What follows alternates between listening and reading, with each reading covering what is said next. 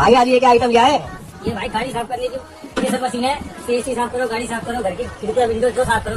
तो खोल के दिखाओ क्या क्या चीज होती है इसके अंदर। ये लो सर, ये इसका पाइप, इसकी मशीन। अच्छा बैटरी से चलता है ये? चलता है ये।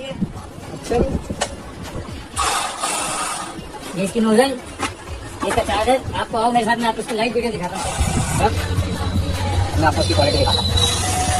पैसे आप चेक करो।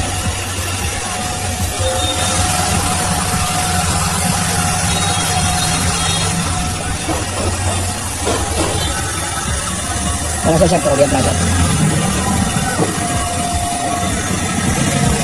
हैवी क्वालिटी वाला माल है, हैवी मॉडल का।